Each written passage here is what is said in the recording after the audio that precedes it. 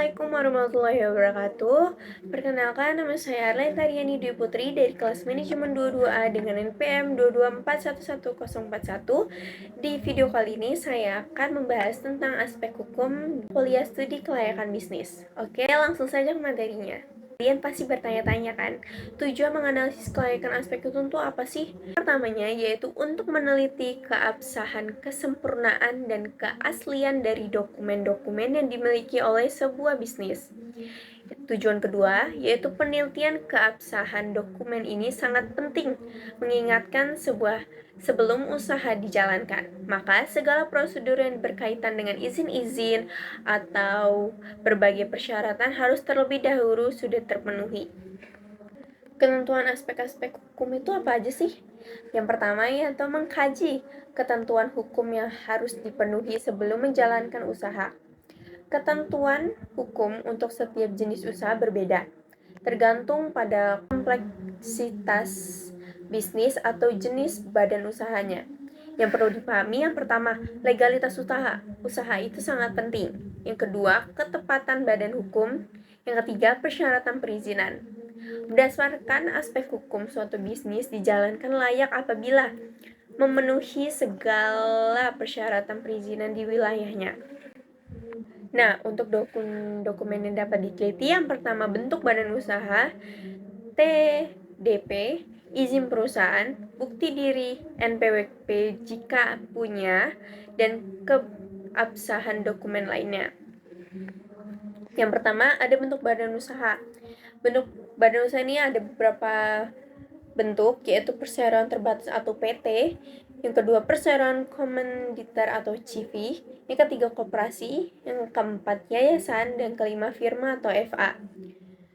Nah, biasanya itu perusahaan yang banyak melakukan studi kelayakan bisnis sebelum melakukan usahanya, yaitu perusahaan yang berbadan hukum atau PT. Nah, perseroan terbatas atau PT itu adalah badan hukum perusahaan yang paling banyak digunakan dan diminati oleh para pengusaha. Kelebihannya yaitu luas bidang usaha yang dimiliki, kewenangan dan tanggung jawab yang dimiliki terbuka kepada modal yang disetor.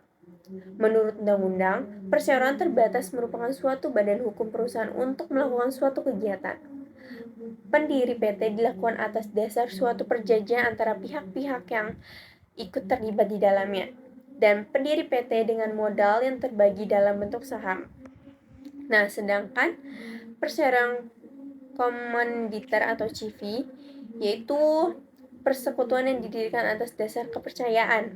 Jadi PT, CV itu di bawah PT. Dalam CV terdapat beberapa sekutu yang secara penuh bertanggung jawab atas sekutu lainnya. Kemudian, ada satu atau lebih sekutu yang bertindak sebagai pemberi modal. Tanggung jawab sekutu komanditer hanya terbatas pada sejumlah modal yang ditanamkan dalam perusahaan. CV ini dijalankan oleh seorang sekutu aktif dan bertanggung jawab atas semua resiko atau kewajiban kepada pihak ketiga. Tanggung jawabnya termasuk penggunaan harta pribadi jika harta perusahaan tidak cukup untuk menutupi kewajibannya. Selanjutnya, prima atau FA. Perusahaan yang didirikan oleh 2 orang atau lebih dan menjalankan perusahaan di atas nama perusahaan. Tujuan firma adalah untuk mencari keuntungan perolehan dana dari pihak luar cukup, memungkinkan dan relatif lebih mudah jika dibandingkan dengan perusahaan perseroan. Nah, ada 2 cara untuk mendirikan firma, yaitu melalui akta resmi dan kedua akta di bawah tanda tangan. Jika Anda resmi, maka harus diproses sampai berita negara. Namun, jika di bawah tangan hanya melalui kesepakatan bersama saja. Yang keempat, ada yayasan dan koperasi. Yayasan merupakan suatu badan usaha yang tidak bertujuan untuk mencari keuntungan dan lebih menekankan usahanya pada tujuan sosial.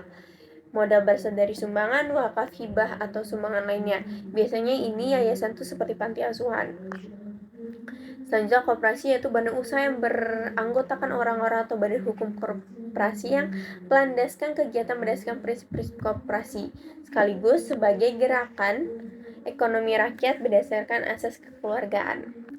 Bukti diri yang kedua, yaitu kartu identitas dari para pelaku usaha yang dikeluarkan oleh kelurahan setempat yang dikenal dengan nama kartu tanda penduduk atau KTP.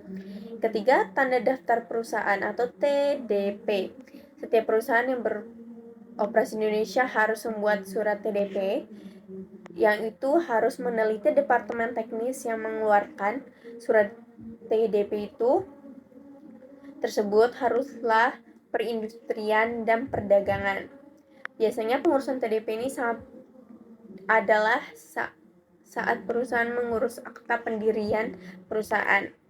Dan keempat, nomor pokok wajib pajak atau NPWP. Kepemilikan NPWP merupakan hal yang penting untuk diteliti apakah sudah dimiliki atau belum.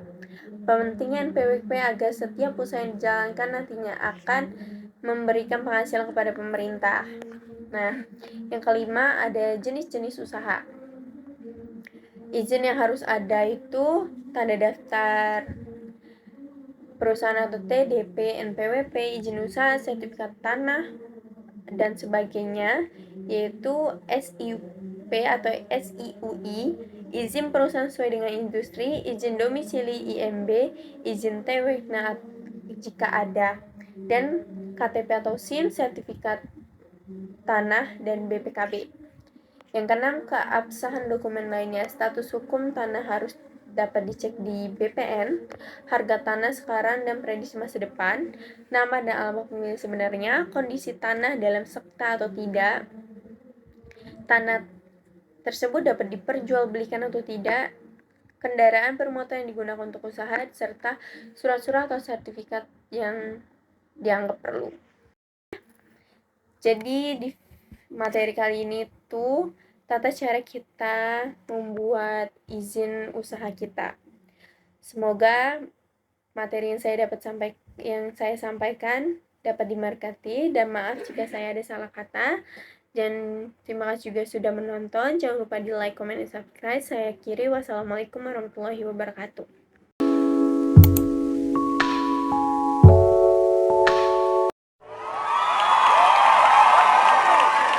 Selamat siang, perkenalkan nama saya Putri, selamat datang di kantor BRI.